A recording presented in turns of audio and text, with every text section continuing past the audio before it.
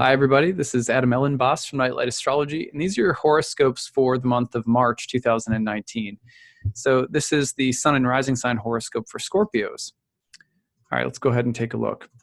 So the month gets started with a square from Venus in the sign of Capricorn to Uranus in the sign of Aries. You can see this is by the evening of March 1st, and you can see that Venus has already changed signs and moved into Aquarius. But that day, the very start of the month begins with a square from Venus to Uranus. Now, between the third and the sixth house, especially, you want to watch out for conflicts in communication, where those burdens in life come up that you don't want to have to deal with, that you feel obligated to in relationships, and then there's that moment where you say, "Screw this! I'm not going to do that." Like, big potential for that kind of moment here to start the month.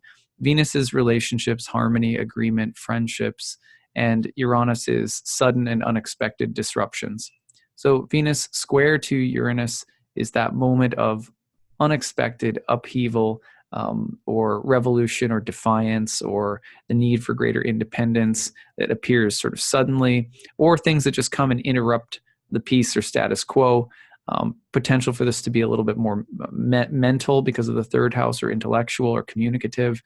The sixth house, generally speaking, will bring themes of, it was traditionally called the joy of Mars, the sixth house, and the place of bad fortune. So it's sometimes a little bit of an interrupting, more pointed interrupting quality, a little bit erratic and not exactly great to start the month, but it passes pretty quickly, and usually has the effect of freeing us up a little bit more. So just be careful about, I always say this with Uranus transits, be careful burning bridges, because the desire to get out of something or to separate, individuate is very strong. Venus, of course, likes peace. It's also a good moment to experiment around art, sexuality, creativity. Venus, Uranus can be like that I'm going to totally change my style kind of moment. So that might be fun. Now on the 6th, you'll notice that right away there's a new moon this month, and it is a big lineup in the sign of Pisces in your 5th house. So first of all, this is a good thing. This is the house of good fortune, the joy of Venus. The emphasis on creativity, love, romance, children, pregnancy, joy, recreation, theater, performance, sport, all of these kinds of activities that we do, or things that we experience that bring us joy and happiness, those are highlighted this month. So it really looks like a very nice month. The one thing that I would be a little careful of would be, the 5th house can be a little hedonistic. So you want to be careful about going to extremes. With a lot of Neptune involved in the situation, the fun that you have may have consequences that you can't see because you're really drinking the Kool-Aid, so to speak. So be careful about sobriety, good judgment, not being sort of too risky, or getting swept up in an emotional frenzy in the attempt to try and have fun. This could be very imaginative and inspiring, though, so I would say, enjoy it. But also, with Mercury retrograde in that house, you're going to be learning some things this month. Not everything will be as it seems.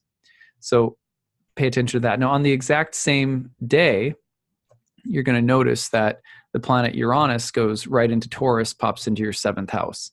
Now, the reason that this is significant is that the 7th house is the house of relationships, love, and Uranus is a planet of revolution and rebellion and defiance and erratic and unexpected events, as I already mentioned. So the potential for there to be something of a upheaval or a bit of a revolution in the area of love and romance is now officially commencing.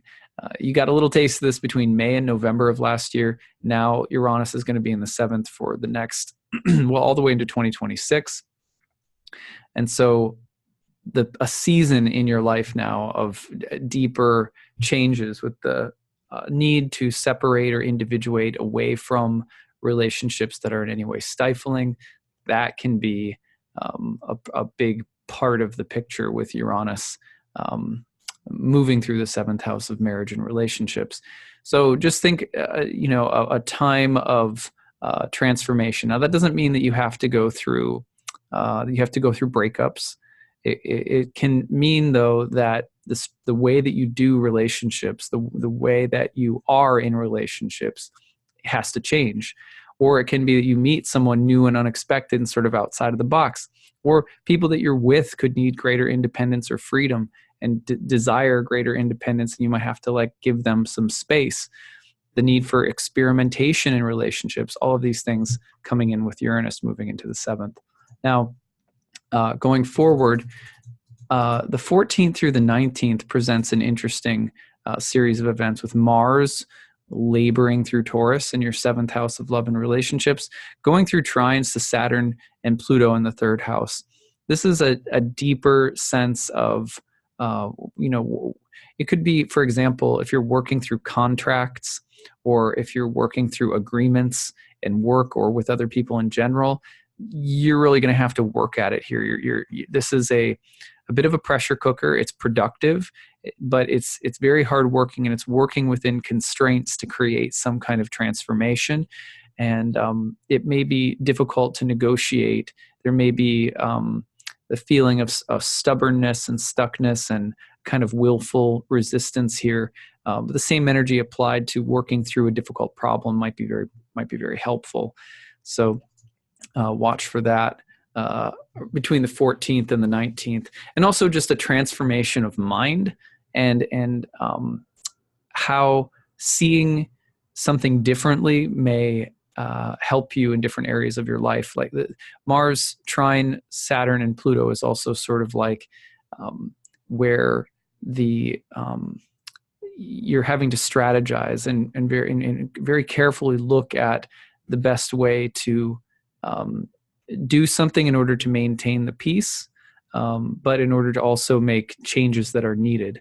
So this could also, because we're seeing later in the month, we're going to see Venus and Mars get together in a square between the 7th and the 4th. This could very well have something to do with domestic matters, home, family, relationship type of issues.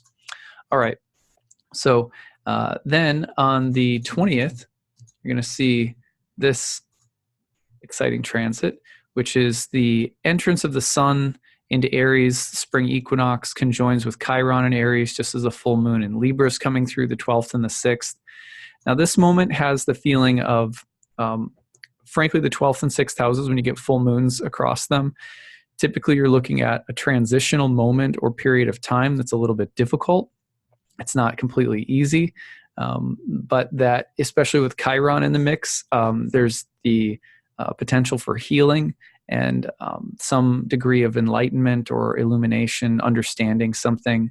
But don't be surprised if the full moon brings a little bit of a difficult period. You get the same feeling this month for everybody, really, with Mars going through these trines. Like, it's productive, but there's something we're all laboring through. A little bit confusing, overwhelming, not being able to clearly see everything. Mercury going through conjunction of Pisces at the end of the month between the 24th and the 29th, and then turning direct and then moving forward again. This is murky territory, and it's going to require a little bit of work and patience. There's something probably across the 12th and the 6th, you usually see things that feel like they're interrupting our lives. Like, you feel like you're in a groove and then something interrupts and you have to go and deal with it. And that's frustrating for all of us. Nobody likes that.